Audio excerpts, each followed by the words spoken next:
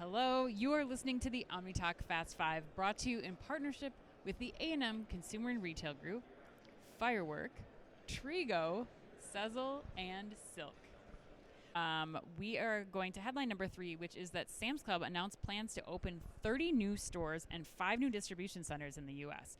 According to Chain Store Age, again, this new Sam's Clubs will be approximately 160,000 square feet, which is important to note because that's 20,000 square feet larger than most of their current locations. The extra space will allow for, quote, significant expansion in stores, omni-channel fulfillment footprint with a dedicated space for curbside pickup, delivery to home, and ship from club orders, end quote.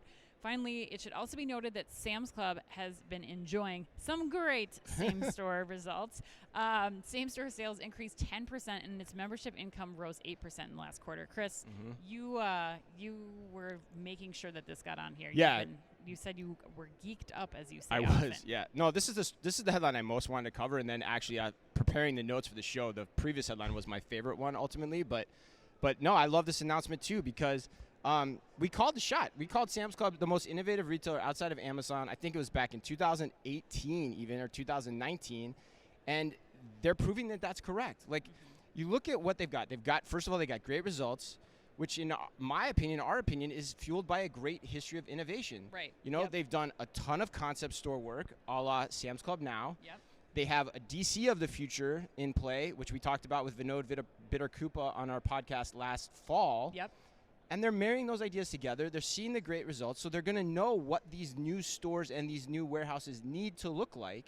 And that store count is nothing to sneeze at. It's a 5% increase in their store base for those that are curious. Like, they have about 600 stores. That's 5% increase in their store base. So this is material. So I think it's brilliant. I wouldn't be surprised, too, if they tie it into the Walmart Business Plus angle at some point. Like, Right. if you look down the road on fulfilling large bulk quantities. Yeah. So I love it. They're a graduate-level omnichannel retailer, without a doubt. For sure. I have to give you credit. This is a big story. I think, they are very innovative as a company, but I think that this shows a little bit more conservative approach than we're seeing with some retailers. Like, they definitely have kept a lot of this work focused to, like a Sam's Club now or a specific distribution center or warehouse. And so now what I think is really cool, they've done their homework in those instances. And now we're going to see this manifestation of all of these years of work in these 30 new stores and that and some of the warehouses that they're building alongside these too. But I think that from tech, they have better supply chain, they have more efficiently built clubs. If everything comes out as we hope and as Sam's Club hopes, as Vinod would say, we might not notice anything at all. No. Like, we might just have a smoother, more efficient, and more pleasurable Sam's Club experience rolled out at scale right away instead of 1, 2, or 3 stores. But there is one important thing that I forgot to mention, too, that we will notice as consumers, or the consumer will notice, and that is the ability to do curbside pickup. Yes. These stores are being built for that because they understand it, and that is a competitive point of differentiation against Costco,